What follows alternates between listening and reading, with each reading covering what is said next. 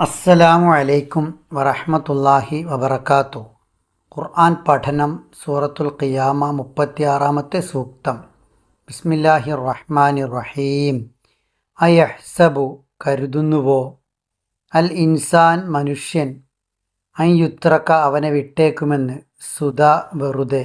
അയഹ്സബുൽ ഇൻസാൻ മനുഷ്യൻ കരുതുന്നുവോ, അൻ യുത്രക സുദാ അവനെ വെറുതെ അങ്ങ് വിട്ടേക്കപ്പെടുമെന്ന്. മറ്റു ജീവജാലങ്ങൾക്കില്ലാത്ത വലിയൊരു സവിശേഷത അള്ളാഹു മനുഷ്യന് നൽകിയത് അവന് വിശേഷബുദ്ധിയുണ്ട് എന്നതാണ്. കാര്യങ്ങൾ തിരിച്ചറിയാനുള്ള കഴിവുണ്ട് എന്നതാണ്. ഉയരങ്ങളിലേക്കും പുരോഗതിയിലേക്കും എത്താനുള്ള വാഞ്ചയും ശേഷിയും അള്ളാഹു നൽകിയിട്ടുണ്ട് എന്നതാണ്. അതിനാലാണ് മറ്റെല്ലാ ജീവജാലങ്ങളിൽ നിന്നും മനുഷ്യൻ വ്യത്യാസപ്പെടുന്നത്. ആയിരക്കണക്കിന് വർഷങ്ങൾക്ക് മുമ്പ് കാക്ക കൂടുകൂട്ടിയിരുന്നത് ചുള്ളിക്കമ്പുകളാൽ ആയിരുന്നു. സിംഹങ്ങൾ പാർത്തിരുന്നത് ഗുഹകളിലായിരുന്നു.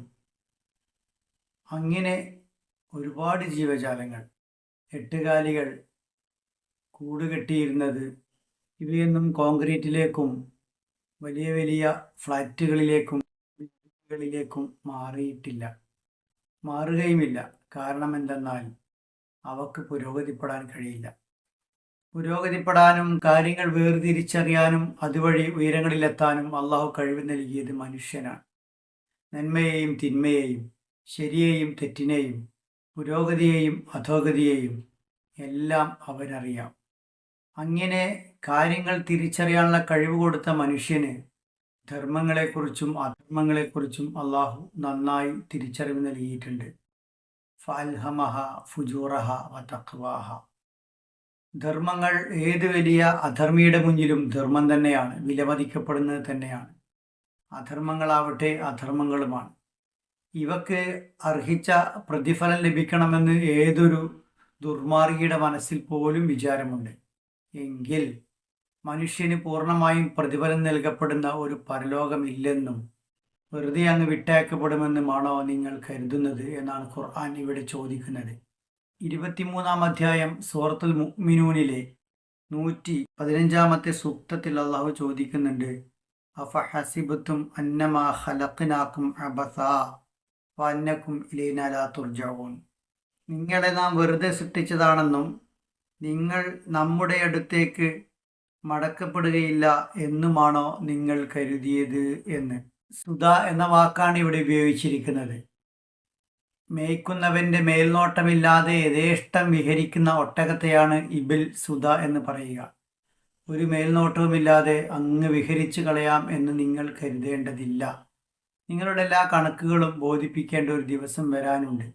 എല്ലാ മനുഷ്യരുടെയും കർമ്മങ്ങളെ കൃത്യമായ വിചാരണയ്ക്ക് വിധേയമാക്കുന്ന, പൂർണ്ണമായ നീതി നടപ്പിലാകുന്ന ഒരു ലോകം തീർച്ചയായും വരാനുണ്ട്.